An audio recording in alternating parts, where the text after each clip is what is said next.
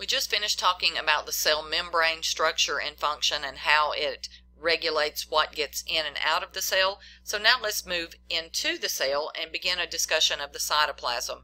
So the cytoplasm has two main components: the cytosol, which is the intracellular fluid portion of the cytoplasm, and the organelles, which are specialized little structures that have specific shapes and they also have specific jobs.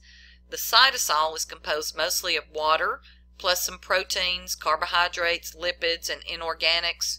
The chemicals in the cytosol are either going to be in a solution or in a colloid or suspended form, and the cytosol is the medium, or sort of the area where many of the metabolic reactions occur.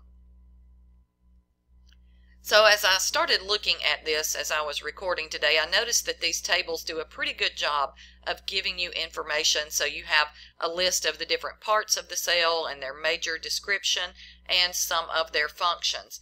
So I started looking over this and I noticed that beginning here and then here and here, this is getting into a little bit more detail than we need. So while this does have good information in it and it is organized into a nice table form, I will caution you not to try to get into as much detail on some of these as it does in the table. So instead I thought I would jump right into the slides that have the images and basically tell you as much as you need to know for what I'm going to be testing you on.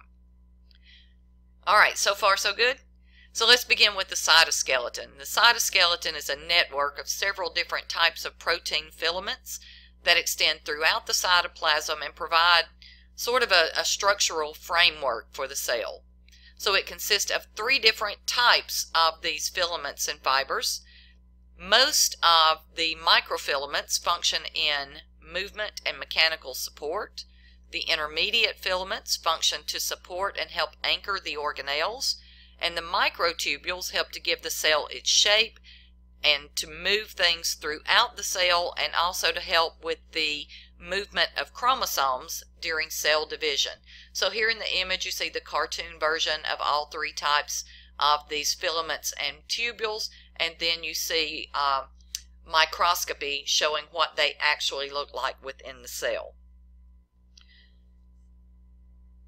The centrosomes are dense areas of the cytoplasm containing the centrioles, and they serve as centers for organizing microtubules during cell division and helping to create the spindles that we'll see during mitosis.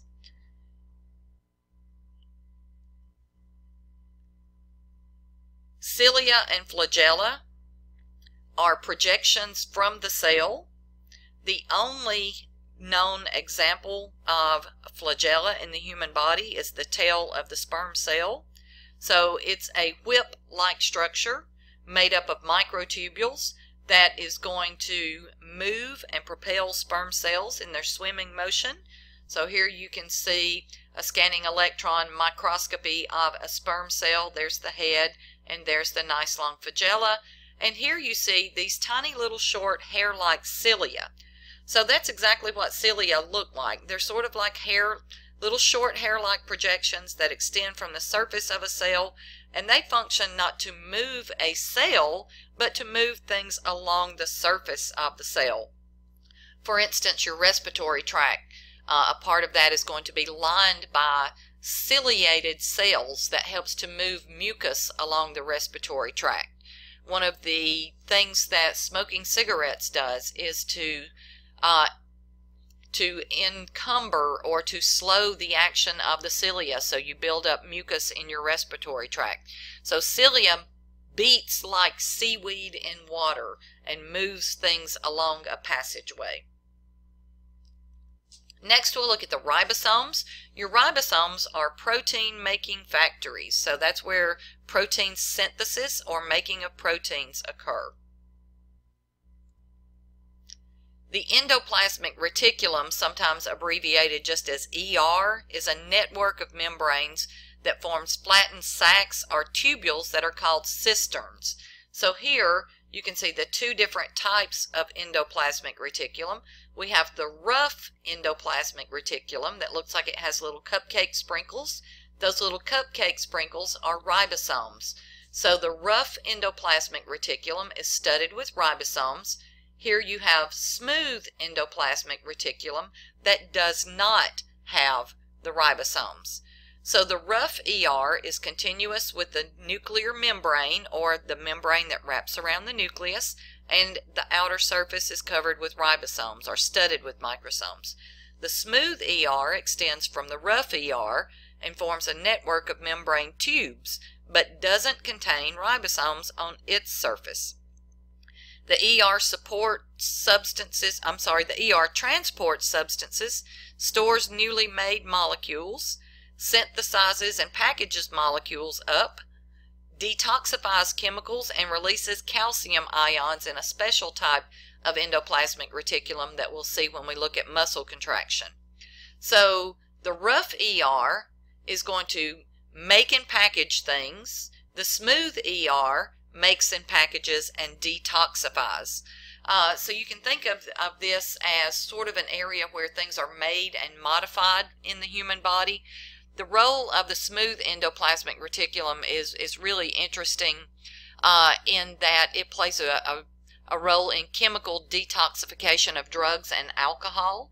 So a lot of times if you see the tissue of someone that does a lot of whether illegal or pharmaceutical drugs, the body has to detoxify that. Also someone that drinks a lot of alcohol. So a lot of that detoxification happens in the smooth ER of the liver cells. And so in the liver of people that have to detoxify a lot of substances, whether it's alcohol or it is drugs, then you see a lot more smooth ER that's built up in that area. So just like the endoplasmic reticulum, the Golgi complex or Golgi apparatus is also made up of membrane-bound sacs. Membrane-bound simply means that it's covered with a membrane just like the plasma membrane. So the Golgi complex usually consists of about 4 to 6 stacked and flattened membrane sacs, look sort of like pancakes all stacked up together, whose main function is to process, sort, and deliver proteins and lipids to the plasma membrane to create lysosomes and secretory vesicles. So here you can see the Golgi complex, and it's receiving a vesicle here. Remember, a vesicle is simply a piece of membrane that's been pinched into a little bag. So the endoplasmic reticulum has made a little vesicle, okay, and it's got a protein in it. Now it's transporting itself over here to the endoplasmic, or to the Golgi apparatus. That protein now is going to be modified and changed in some way, maybe sent back out in another transfer vesicle to get more modification, or it can be put into a vesicle that's going to leave that cell by exocytosis. So the Golgi apparatus you can think of sort of like the UPS store or FedEx. So it's going to package, modify, package, and ship things out. Lysosomes are membrane-bound vesicles that form in the Golgi apparatus or the Golgi complex and contain very powerful digestive enzymes. Now, digestive enzymes doesn't mean that it has to do with the digestive system. To digest means to break something down into small pieces. So that's what these enzymes are going to do. Lysosomes function in intracellular digestion, digesting away worn-out organelles, digesting away cellular components during embryological development so that the body specializes and becomes as it should be, and also in digestion of extracellular components as needed as well. Peroxisomes are very similar to the lysosomes, but they're smaller, and they contain enzymes such as catalase that are used to that use molecular oxygen. I can't talk right now. Let's start this one over.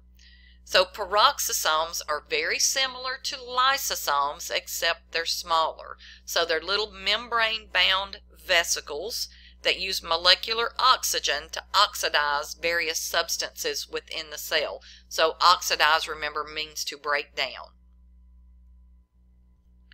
Proteasomes are structures that destroy unneeded, damaged, or faulty proteins. So proteins that haven't been made exactly as they should have been made, or they can also use enzymes known as proteases, protease, protein enzyme, to cut large proteins into smaller proteins or smaller peptides. For instance, when we make insulin, we make it in a large, very long chain polypeptide, and that keeps it in its inactive form.